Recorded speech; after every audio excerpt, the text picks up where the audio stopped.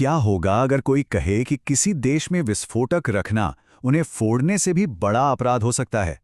या आप सोचिए, किसी हत्या के केस में बचाव का तरीका आरोपी की जाति पर निर्भर कर सकता है। सुनने में अजीब लगता है ना? पर यह सच है।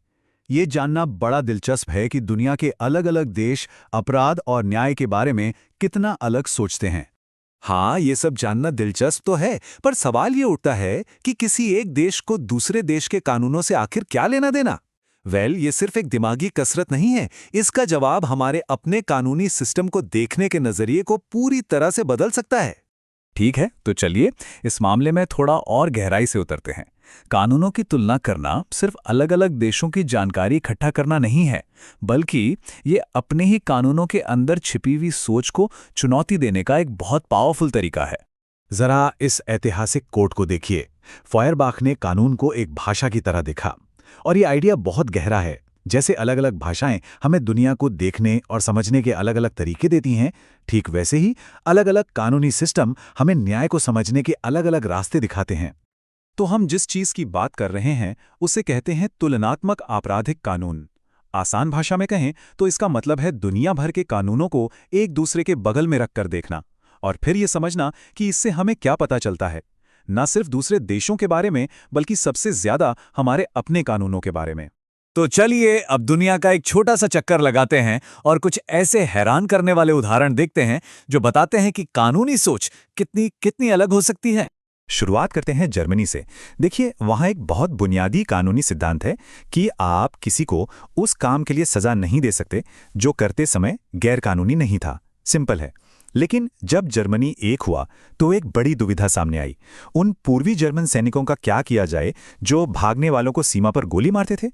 उनका ये काम उस वक्त के पूर्वी जर्मन कानून के हिसाब से टेक्निकली लीगल था।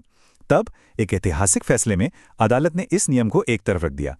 उन्होंने तर्क दिया कि वो काम इतने ज्यादा अन्यायपूर्ण थे कि उन्हें कानूनी माना ही नहीं जा सकता। अब चलते हैं भारत। कई कानूनी सिस्टम में किसी अपराध को एक रीजनेबल पर्सन के स्टैंडर्ड पर तौला जाता है, यानी एक आम औसत इंसान उस सिचुएशन में क्या करता। लेकिन भारत में यह स्टैंडर्ड फिक्स नहीं है। हत्या के मामलों में जब उकसावे जैसे डिफेंस की बात आती है तो अदालतें आरोपी के सोशल बैकग्राउंड और उसकी जाति को भी ध्यान में रख सकती हैं।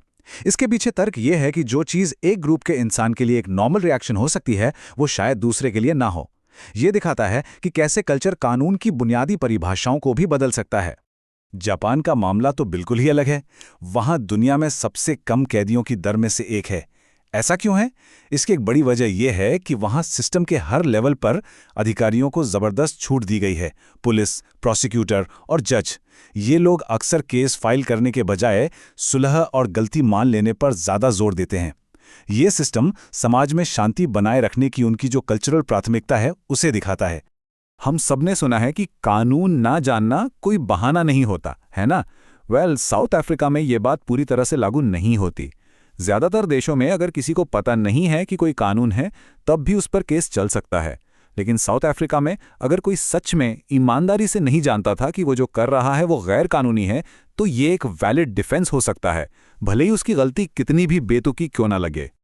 और अब वापस उसी अजीब सी बात पर आते हैं जिससे हमने शुरुआत की थी। अर्जेंटीना में कुछ कानूनी बदलावों की वजह से एक ऐसा विरोधाभास पैदा हो गया है जहां विस्फोटक रखने की सजा उन्हें फोड़कर खतरा पैदा करने से भी ज्यादा हो सकती है। और यही आखिरी उदाहरण हमें सीधे हमारे केस स्टडी की तरफ ले जाता है, अर्जेंटीना। आइए जरा करीब से देखते हैं कि आखिर इस तरह के नतीजे बनते कैसे हैं। ये पूरा विश्लेषण the handbook of comparative criminal law पर आधारित है। तो चलिए अब अर्जेंटीना के क्रिमिनल कोड के इतिहास में झांकते हैं। अर्जेंटीना का जो मौजूदा क्रिमिनल कोड है वो 1921 में बना था, लेकिन इसकी जड़ें बहुत गहरी हैं। ये जर्मन लॉजिक और इटालियन कानूनी सोच का एक बड़ा ही दिलचस्प मिश्रण है। ये लगभग 100 साल की बहस और सोच विचार का नतीजा है। चलिए अब एक ऐसे कानूनी कॉन्सेप्ट पर फोकस करते हैं जिससे हर सिस्टम को जूझना पड़ता है। वो है किसी अपराध का मेंटल एलिमेंट, यानी अपराध के पीछे दिमाग में क्या चल रहा था। इसे मेंस रिया या दोषी मन कहते हैं। अर्जेंटीना के कानून में ये आइडिया मूल रूप से दो हिस्सों में बटा हुआ है। एक है डोलस, जिसका मोटा मोटा मतलब है इरादा, और दूसरा है लापरवाही, नेग्लिजेंस। और यहीं पे एक बहुत जरूरी फर्क है। अर्जेंटीना में कानून डिफॉल्ट रूप से ये मानकर चलता है कि कोई भी अपराध डोलस से किया गया है, यानी जानबूझकर।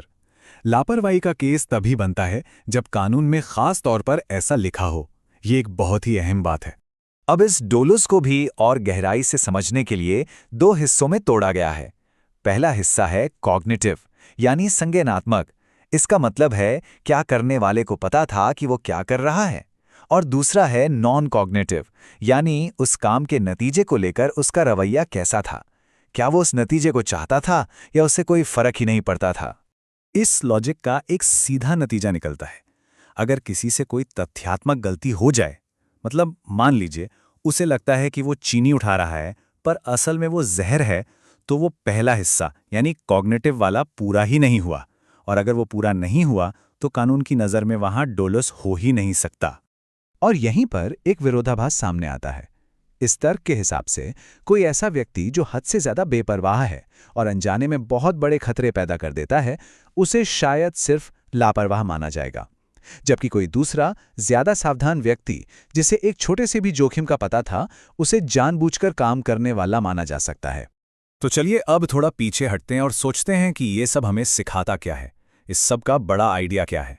इन अलग अलग सिस्टम्स को पढ़ने का मकसद ये तय करना नहीं है कि कौन सही है या कौन सबसे अच्छा है। नहीं, इसका असली मकसद उन चॉइसेस और उन धारणाओं को उजागर करना है जो हमारे अपने कानूनों में छिपी हैं, वो बातें जिन्हें हम अक्सर कॉमन सेंस मानकर नज़रअंदाज कर देते हैं। और ये हमें एक आखिरी सवाल पर लाके छोड़ता है। अपने ही देश में ऐसा कौन सा कानून है जो हमें और आपको बिल्कुल नॉर्मल लगता है, लेकिन दुनिया के किसी दूसरे कोने में बैठा कोई इंसान सुने तो उसे वो एकदम अजीब लगे। सोचने वाली बात है।